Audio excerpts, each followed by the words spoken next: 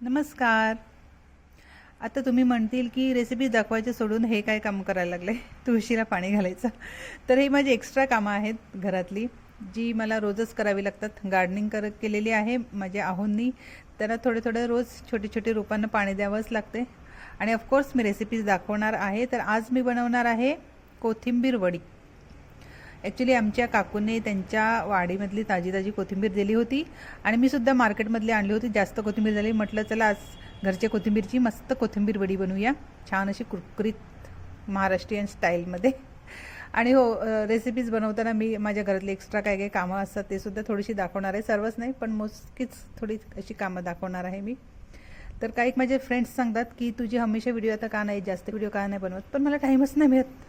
बनवायचं तर मन असते पण टाईमच नसतो. असो, ते मी नंतर सांगेल. तर हे बघा, मी मार्केटमधली आणली होती, ती मी साईडला ठेवते. आणि ही आमच्या काकूने दिली होती, मस्त त्यांच्या वाडीमधली ताजी ताजी काढलेली, मस्त ग्रीन ग्रीन होती.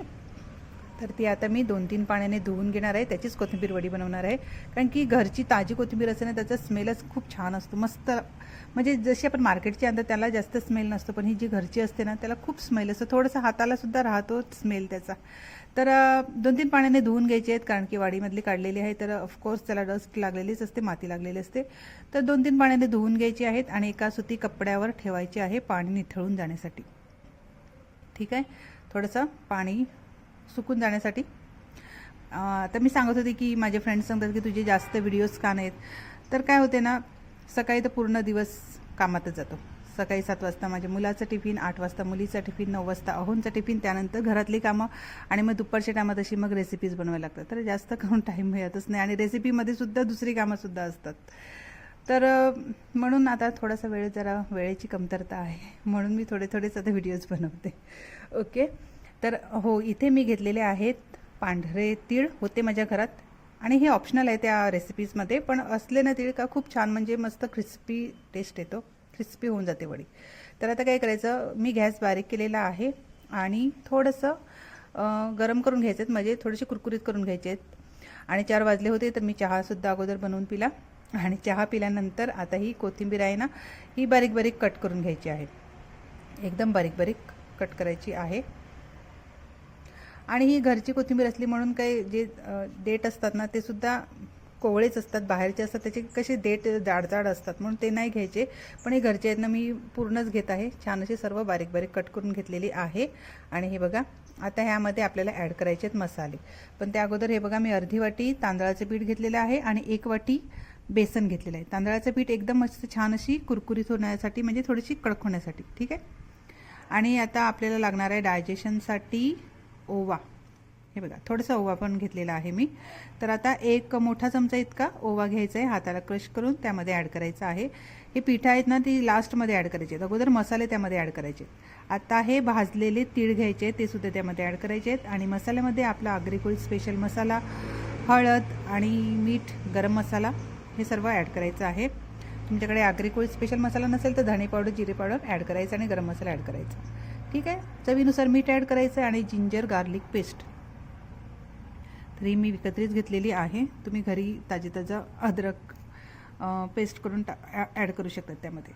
आता मसाले अगोदर काय करायचं, कोथिंबीरमध्ये पूर्ण मिक्स करून घ्यायचे, छान असं त्या कोथिंबीरला लागायला हवं. आणि नंतरच मग हे पिठं ॲड करायचे, बेसन आणि तांदळाचं पीठ. आणि आता छान असं सर्व एकजीव करून घ्यायचं अगोदर, आणि त्यानंतर मग थोडा थोडा पाणी ॲड करून गोळा बनवून घ्यायचा. मोजकाच पाणी ॲड करायचं, जास्त पाणी ॲड करायचं नाही आहे, कारण की गोळा व्हायला हवा ना, म्हणून. तर हे बघा, छान असा गोळा बनवलेला आहे मी. लास्टमध्ये थोडंसं हाताला तेल लावायचं आणि छान असा गोळा बनवून घ्यायचा आहे.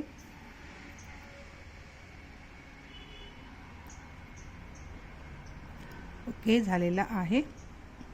आता त्यामध्ये मी तीळ ॲड करणार आहे. तीळ ऑप्शनल आहेत, माझ्याकडे होते म्हणून केले मी, नसतील तर तुम्ही स्किप करू शकता.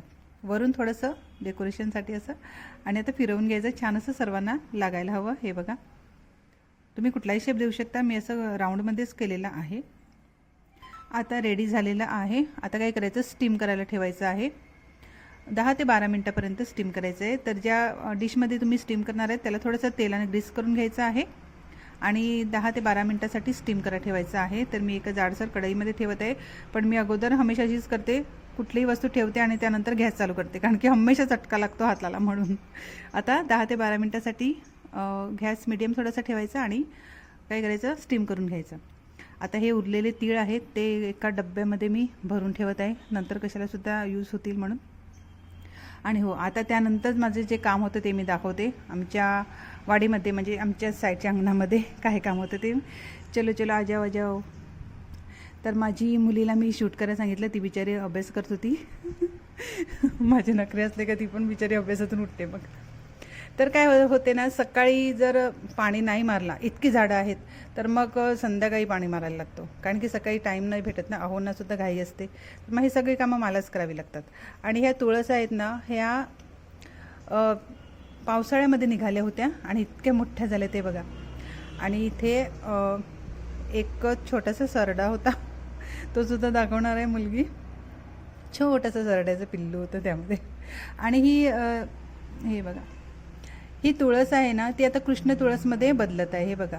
आणि मी असं ऐकलेलं आहे की कृष्ण तुळसमध्ये बदलल्यावर कृष्णाची आणि राधाराणीची तुमच्यावर कृपा होते.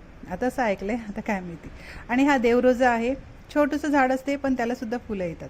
आणि हे पानं माहीत आहे का, ही काय आहेत, ही स्टोनवाले ज्यांना स्टोनचा प्रॉब्लेम असतो ना ते खातात. तर हे आपल्या घरात असायलाच हवं. हे माझ्या भाऊकडे खूप झाडं होती, त्यांनी एक आणून दिलं होतं. म्हटलं हे लावून ठेव, ज्यांना स्टोन होते ना ते लोक खातात हे झाडं, असं ऐकलेलं होतं. तर गार्डनिंग केलेलं आहे, त्यामध्ये हे सुद्धा झाड लावून टाकलं. आणि चलो आपली रेसिपी आपली वाट पाहत असेल. तर आता 12 मिनटं झालेली आहेत, 12-13 मिनटं. आणि हे बघा, छान अशी मस्त कडक वडी झालेली आहे. थोडीशी थंड करून द्यायची आहे आणि नंतर मग कट करायची. छान अशी व्यवस्थित चाकूला तेल लावायचं आणि कट करायची. तुम्ही हवे त्या आकारामध्ये कट करू शकतात. मी स्लाईसमध्येच कट करत आहे. चहामध्ये छान मस्त लागते, म्हणजे चहाबरोबर. तर आता तुम्ही ही डीप फ्रायसुद्धा करू शकतात, शेलो फ्रायसुद्धा करू शकतात. मी डीप फ्राय नाही करत आहे, शेलो फ्राय करत आहे. तर हे बघा, आता अंधार झालेला आहे, रात्र झालेली होती, कारण की कामामध्ये असा दिवस निघून जातो ना, काहीच माहीत नाही पडत. तर ओके, सर्व झालेले आहेत आपले. आणि 2 ते 3 मिनटं ठेवायचं आहे मीडियम गॅसवर आणि नंतर मग पलटी मारून घ्यायचं आहे.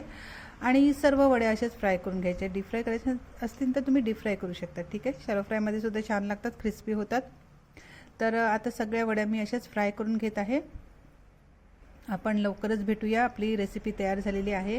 आपण लवकरच भेटूया दुसऱ्या रेसिपीमध्ये. तोपर्यंत तुम्ही खा पिया मस्त राहा. कोथिंबीर स्वस्त झालेली आहे, वड्या करून खा, भजिया करून खा, कसे पण खा, पण खा पिया मस्त राहा. आपण भेटूया लवकरच. Okay friend, take care and bye bye.